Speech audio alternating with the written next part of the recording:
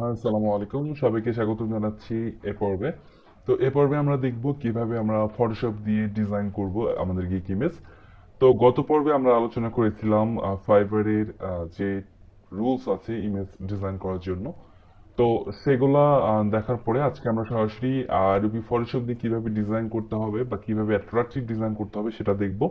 এবং আরো একটি ভিডিও আসবে যেটা যারা যারা অ্যাডোবি ফটোশপ বা ফটোশপের কাজ জানেন না তারা কিভাবে ডিজাইন করবেন ফটোশপ ছাড়াও, সে বিষয়ে আমি আরেকটা ভিডিও দিব। জাস্ট এই ভিডিওটা শুধুমাত্র যারা যারা ফটোশপ জানেন তাদের জন্য, তারা অবশ্যই এইভাবে ডিজাইনটা করবেন। তো এটার জন্য আমাকে প্রথমে অ্যাডোবি ফটোশপটা ওপেন করতে হবে। আর যেহেতু আমরা ফটোশপ দিয়ে ডিজাইনটা করবো, আমি আর ওই ফটোশপ দিয়ে যে 18টা ইউজ করতেছি, আপনি এটা ইউজ করবেন। তো এরপরে আমাকে যেটা করতে হবে, প্রথমে একটা নিউ ফাইল নিতে হবে। আমাদের গিগ ইমেজ হচ্ছে 550, হাইট হচ্ছে 370, রেজুলেশন দিবেন 300 এবং কালার মোড অবশ্যই RGB। তারপরে হচ্ছে এখান থেকে ওকে, আমাদের গিগ ইমেজটা চলে আসলো। সো আমি এখন এই গিগ ইমেজটাকে বড় করব কোয়ালিটি ভালো করার জন্য।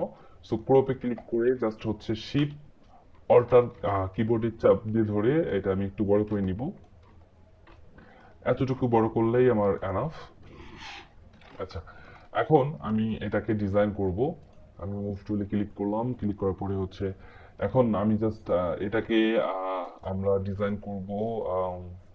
একটা মেয়ের ছবি নিয়ে আসবো প্রথমে। সো আমি গুগল থেকে একটা ছবি নিয়ে আসি, গার্ল পিএনজি দিয়ে সার্চ করি, দেন হচ্ছে সেটিংস থেকে অ্যাডভান্স সার্চ, এখান থেকে ফ্রি টু ইউজ,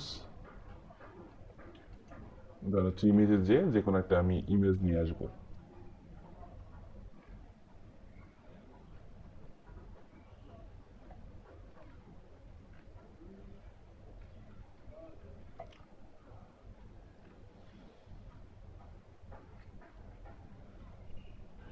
সো আপনি যে টাইপের সার্ভিস দিবেন আপনি চেষ্টা করবেন ঠিক সেই টাইপের একটা ইমেজ ডিজাইন করার।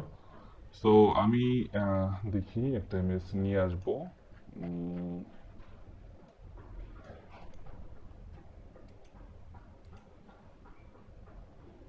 আমি জাস্ট ইমেজটা ডিজাইন করে আপনাকে জাস্ট ধারণা দিব, বাট আপনি এর থেকেও ভালো কোয়ালিটির ডিজাইন করার চেষ্টা করবেন। সো আমি এই বাচ্চাটার ইমেজটাই নেই, এটা আমি জাস্ট সেভ করে নেই আমার ডেস্কটপে।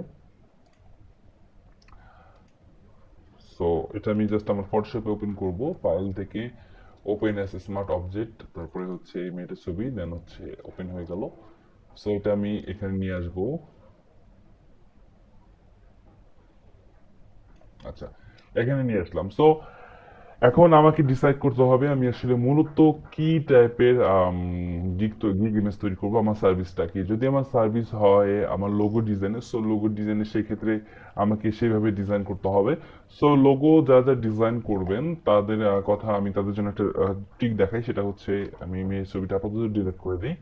আমি একটা কালার নেই। লোগো যারা যারা ডিজাইন করবেন বা লোগো যাদের যাদের গিগ আছে তারা এইভাবে ডিজাইন করতে পারেন। প্রথমে একটা কালার দিবেন এবং সেকেন্ডলি আরো একটা কালার দিবেন এভাবে, এটা ব্ল্যাক করে দেন। তো আপনার লোগোটা এখানেই একভাবে রাখবেন, এখানে আরেকভাবে রাখবেন। আমি একটু দেখাই, আমি জাস্ট একটা গুগল থেকে একটা লোগো নিয়ে আসবো। আমি জাস্ট কপিরাইট নিয়ে আসতেছি, বাট আপনারা চেষ্টা করবেন যে অরিজিনাল আপনাদের নিজের তৈরি একটা লোগো এখানে সাবমিট করা। আমি জাস্ট দেখানোর ক্ষেত্রে আমি কিছু লোগো ইউজ করবো। ধরেন আমি একটা লোগো নেই আপাতত। পিএনজি নিতে হবে আমাকে অবশ্যই, আমার পিএনজি করা আছে, হ্যাঁ পিএনজি করা আছে, পিএনজি নিতে হবে।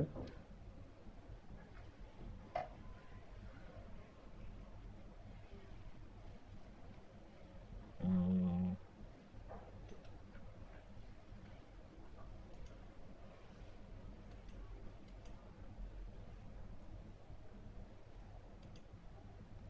আচ্ছা, আমি এটাই নেই, আমি এটা নিয়ে দেখাই।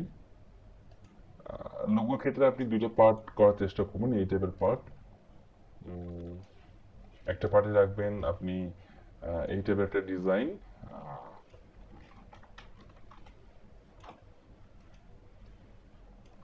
আর একটা পার্টে রাখবেন হোয়াইট একটা কালার। আপনি একটা একটা ইয়েতে একটা পেজে দুই ধরনের কালার দিয়ে লোগোটা ডিজাইন করতে পারবেন, ঠিক আছে? এইভাবে আপনি দিতে পারেন, এবং একটা পাশ ফাঁকা রাখবেন, এখানে আমাদের বেশ কিছু লেখার কাজে কাজে লাগবে।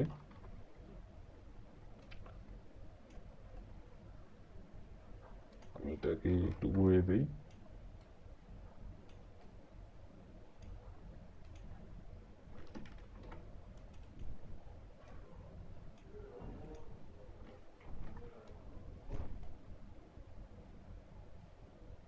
আর ফটোশপে আসলে ডিজাইন গুলো অনেক সুন্দর করা যায়, আপনি আপনার মনের মতো চাইলে করতে পারবেন, যেটা কিনা অন্যান্য সফটওয়্যার দিয়ে আপনি করতে পারবেন না। সো যারা যারা ফটোশপ জানেন না বা ফটোশপে কাজ করতে পারবেন না, তাদের জন্য সাজেশন হচ্ছে আপনি চেষ্টা করেন যে কোনো একটা গ্রাফিক ডিজাইনারকে হায়ার করে হলেও কিছু টাকা দিয়ে হলেও আপনি আপনার ইমেজগুলো ডিজাইন করে নেন। কারণ হচ্ছে আপনার ইমেজগুলো কিন্তু জাস্ট একবারে ডিজাইন করা হচ্ছে, এই ইমেজগুলো কিন্তু সারাটা জীবন আপনার প্রোফাইলে থাকবে, এবং এই ইমেজগুলোর জন্য কিন্তু আপনার কাজ আসবে। তো ইমেজকে অবশ্যই ভালোভাবে ডিজাইন করতে হবে। আচ্ছা, আমি এখানে দুইটা লোগো দিলাম এবং এই জায়গাটা ফাঁকা রাখলাম, এখানে আমাকে টেক্সট দিতে হবে, আমি লিখে দিব আমার সার্ভিসটা ক্লিয়ার করে, আমার সার্ভিসটা আসলে কি, ঠিক আছে? যদি আমার একটা লোগো ডিজাইন হয়, সো আমি এখানে লোগো লিখতে পারি। আমি এখানে লোগো লম্বালম্বি ভাবে লিখি।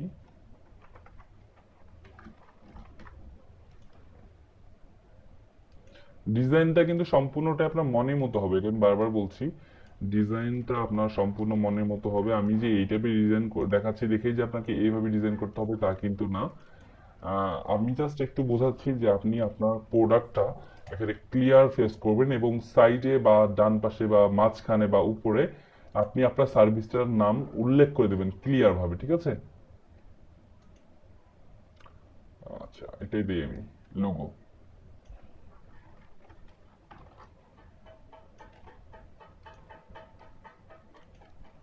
আচ্ছা, এইভাবে কিছু একটা দিবেন লোগো, অথবা এই টাইপের দেওয়ার চেষ্টা করবেন।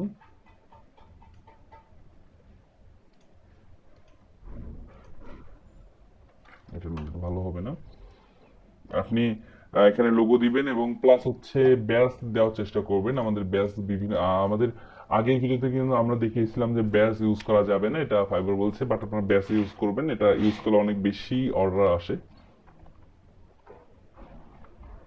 ব্যাজ বানান তো ভুলে গেলাম, আচ্ছা হোক। 100% 100% স্যাটিসফাইড ব্যাজটা ইউজ করবো। 100% স্যাটিসফ্যাকশন গ্যারান্টি, এই ব্যাচগুলো আমরা ইউজ করব। এটা ইউজ করা যায়, বা মানি ব্যাক গ্যারান্টি আপনি ইউজ করতে পারেন, তারপরে হচ্ছে স্যাটিসফাইড গ্যারান্টি ইউজ করতে পারেন। আপনি যে কোনো একটা ইউজ করতে পারেন, আমি ইউজ করবো এটা, স্যাটিসফাইড গ্যারান্টি ইউজ করব। সো এটা আমি এখানে এনে বসিয়ে দিব। এইভাবে আপনি একটা দিবেন, তারপরে হচ্ছে চাইলে আপনি এই টাইপের আরো আরো কিছু এখানে দিতে পারবেন, ঠিক আছে? সো এইভাবে ইমেজ ডিজাইন করার চেষ্টা করবেন। এক কথা, আমার মেন কথা হচ্ছে যেটা, সেটা হচ্ছে আপনার সার্ভিস, যে জিনিসটা দিয়ে আপনি সার্ভিস দিবেন, সেই সার্ভিসের একটা ইমেজ এখানে দেওয়ার চেষ্টা করবেন, এই পাশে দেওয়ার চেষ্টা করবেন, এবং একটা সাইডে রেখে দিবেন যেখানে আপনি টেক্সট লিখবেন। আপনার সার্ভিসটা কি সার্ভিস সেটা ডিরেক্ট উল্লেখ করে দিবেন, যেন মানুষ দূর থেকে বুঝতে পারে যে আপনি এই সার্ভিসটা দিবেন, ঠিক আছে? এটা আপনাকে টেক্সট দিয়ে লিখে দিতে হবে।